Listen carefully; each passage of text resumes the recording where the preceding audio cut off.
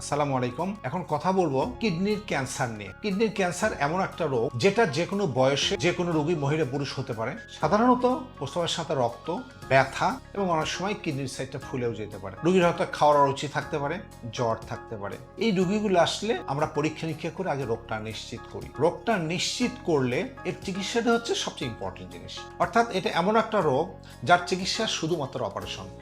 Operation ছাড়া কোনো চিকিৎসা করলে লাভ হবে না। অনেক সময় রোগীরা রোগ ধরা পড়ে, প্রথম কথা আপনি ঔষধ দেন, ঔষধে ভালো হয়। ভাই, আপনি ঔষধে ভালো হবেন না, বরং আপনি যদি ঔষধ খাওয়ার চেষ্টা করেন, কি ঔষধ?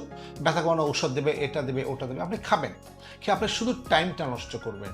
যে টাইম নষ্ট করলে আপনি কিডনির ক্যান্সার হয়তো শুরুর দিকে ছিল, সেটা হয়তো টাইম পেয়ে আরো বেশি ছড়াবে, আশেপাশে চলে যাবে। তখন একটা টাইমে গিয়ে দেখবেন আপনি অপারেশন করে হয়তো আগে করলে যতটুকু ফল পেতেন এতটুকু ফল পাবেন না। তো এই রোগীটার কিডনি ক্যান্সার ধরা পড়ে, তার চিকিৎসা অপারেশন। ডাক্তার কথা বললে ডাক্তারের কথাটা শুনবেন, শুনে আপনি এটা অপারেশনের জন্য প্রস্তুতি নেবেন।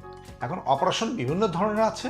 এটা নির্ভর করে যে আপনার কিডনির ক্যান্সারটা একদিকে না দুই দিকে। যদি একদিকে থাকে, সাইজটা কত বড় আছে, ছোট না বড়, এবং এইটা কি শুধুমাত্র কিডনির মধ্যে আছে না কিডনির আশপাশে ছড়াইছে, না শরীরে অন্য জায়গাও চলে গেছে। এগুলো বিভিন্ন জিনিস কনসিডার করে আমরা অপারেশনের কথা বলি। তবে একটা কথা বলে রাখি, কিডনির ক্যান্সার এর চিকিৎসা অপারেশন। যদি শুরুর দিকে ধরা পড়ে এবং আপনি যদি ডাক্তারের কথা শুনে আর্লি যদি অপারেশনটা করে ফেলেন, আপনি দীর্ঘদিন ভালো থাকবেন। প্রচুর রুগী আছে যারা দীর্ঘ 20-25 বছর যাবত ভালো আছে, কোনো সমস্যা নেই। আবার এই রুগী যখন কথা শোনেন না, আপনি হয়তো অন্য ঔষধ খান, আপনি হোমিওপ্যাথিক খান, আপনি এটা খান, ওটা খান, কোভিডাস, ঝাড়াফুঁক করেন, বা হয়তো শুধু অন্য অন্য ঔষধ খাচ্ছেন, ব্যথা কমানো ঔষধ খেয়ে আলটিমেটলি 1-2 বছর পার করলে বা 3-4 বছর পার করলে দেখা যায় ওই কিডনিটা ছড়াইছে, ওই কিডনি ক্যান্সার অন্য জায়গায় ছড়াইছে।